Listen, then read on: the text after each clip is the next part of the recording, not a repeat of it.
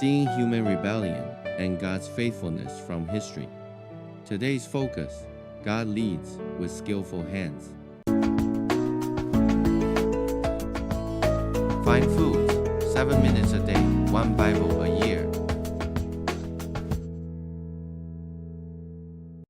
Grace and peace, everyone. Our reading today comes to Psalms 77 through 80. Our key verse is, "We will not hide them from their descendants. We will tell the next generation the praiseworthy deeds of the Lord, his power, and the wonders he has done." Psalm 78.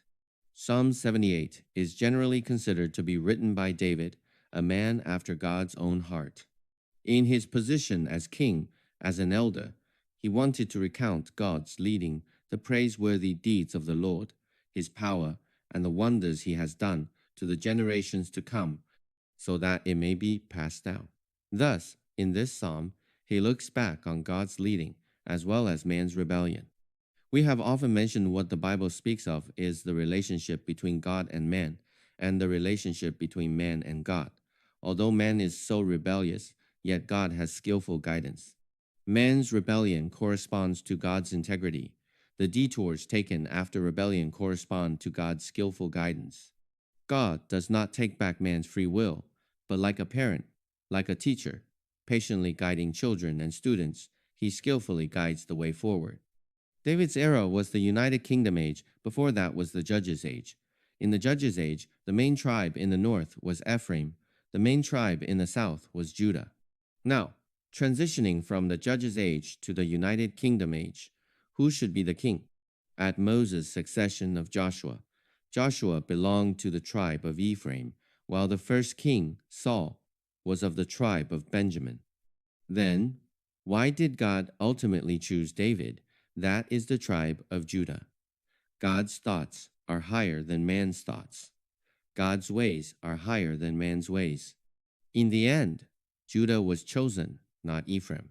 We will unfold this further as we go along. The Psalms are about expressing the heart's intent through songs and hymns. Today's reading covers Psalms 77 to 80. Speaking of humanity and the sanctuary, the main division is Book 3. Speaking of the sanctuary, human worship. Let us look at the scripture. Looking back is for faith and give caution. On the right, we see the map of Israel's 12 tribes, with Jerusalem marked. The south is Judah. Jerusalem is at the border of Judah and Benjamin. North of Benjamin is Ephraim, so they are quite close. We will not hide them from their descendants. We will tell the next generation the praiseworthy deeds of the Lord, his power, and the wonders he has done. Psalm 78. In this psalm, it speaks of the Exodus, speaking of the pillar of cloud by day and the pillar of fire by night leading them. The signs of the pillar of cloud and fire mean they witnessed miracles daily for 40 years. Yet, when they encountered water problems, they complained. When they had meat problems, they also complained. Through Moses, God established the Ark of the Covenant and the tabernacle, that is, the sanctuary, having them carry the ark forward, representing God's presence. The ark, the sanctuary, the most holy place, were God's dwelling, until finally they were defeated, and the ark was captured. So it continues, they would not be like their ancestors, a stubborn and rebellious generation, whose hearts were not loyal to God, whose spirits were not faithful to him. Psalm 78. It specifically points to one tribe, Ephraim. The men of Ephraim, though armed with bows, turned back on the day of battle. They did not keep God's covenant and refused to live by his law. Psalm 78. Ephraim and Manasseh belonged to the tribe of Joseph, and Ephraim was the firstborn. So among the 10 northern tribes, the tribe of Ephraim was foremost. So here Ephraim is used as a representative. They turned back on the day of battle and did not keep God's covenant, refusing to live by his law. What does this express? This refers to a specific conduct. They are the tribe of Ephraim, who first avoided battle and then complained. When others were to fight, they would first avoid it. Then afterward, when others were victorious, they complained, "Why did not you take us?" Ephraim was such a tribe. From the time of Gideon in the Judges age, after defeating the Midianites, they did this. Judge Jephthah, after defeating Ammon, they also did this. and by the later period of the Judges' age, the ark was captured. The location of the ark was in Shiloh, in Ephraim. They were foremost among the 10 northern tribes, but did not protect the ark. When the kingdom divided, the northern king Jeroboam did not keep God's covenant, refused to follow his law. This refers to the golden calf. Therefore, God did not choose the northern Ephraim. He chose the southern tribe of Judah, starting from David. God upheld the throne of David until the coming of the Messiah, Jesus, the son of David. Thus, we know that, even though humanity is like this, the Lord still shepherds with integrity and skillful guidance. Let us look at the scripture. Then he rejected the tents of Joseph. He did not choose the tribe of Ephraim, but he chose the tribe of Judah, Mount Zion, which he loved. Psalms 78.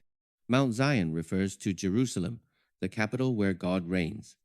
It also, of course, prefigures the new Jerusalem in the new heaven and new earth, meaning that his reign will last forever. He chose David, his servant, and took him from the sheep pens. Psalm 78. In his youth, David was a shepherd boy. God's guidance is interconnected from beginning to end until he established him as king, and David shepherded my people Israel. So this passage is a summary. And David shepherded them with integrity of heart. With skillful hands he led them. Psalm 78. From a human perspective, it speaks of David shepherding and guiding his people. From God's perspective, it is God himself shepherding his people with his integrity and guiding them with the skillfulness of his hands. God always uses what is seen to express the unseen, the earthly to express the heavenly. Brothers and sisters, each time during the reading guide, there is a timeline on the right. This is the feature. Follow a single line through the entire Bible, dividing the entire Bible into 12 ages. Everyone should have a concept, the patriarchal age, as mentioned today, regarding the relationship between Ephraim and Judah. Jacob had 12 sons. That is the 12 tribes. Joseph accounted for 2 tribes, Ephraim and Manasseh, because Levi is not counted among the 12 tribes. Then, because of the famine, they first went to Egypt, so that Moses led them out of Egypt. Afterwards, Joshua, Moses' successor, led them into Canaan. Joshua was from the tribe of Ephraim. During the Judges period, there were the events of Gideon, Jephthah, and the capture of the ark. All these are related to the tribe of Ephraim. What is mentioned here is why God chose David, chose the tribe of Judah, thereby entering the United Kingdom age. We look at this timeline every time, and it should become clearer with each look. Then, in the divided kingdom age, Jeroboam of the north was also from the tribe of Ephraim. However, God's focus was on the southern kingdom, the tribe of Judah, the tribe of Jesus, the tribe of David. This timeline can help us integrate understanding. Everyone should watch this feature several times. Reading Guide to the Psalms. The Psalms are about expressing the heart's intent through songs and hymns. Psalm 77. I thought about the former days, the years of long ago. Thought about the works of the Lord. Psalm 78. God leads with skillful hands. Psalm 79. Why should the nations say, where is their God? Psalm 80. A vine out of Egypt. Today's focus. God leads with skillful hands. Looking back on history, at the relationship between man and God. Though man is rebellious, God is faithful. Though man is crooked, God has skillful guidance. Blessed is the one whose delight is in the law of the Lord, and who meditates on his law day and night. Fine food, 7 minutes. See you tomorrow.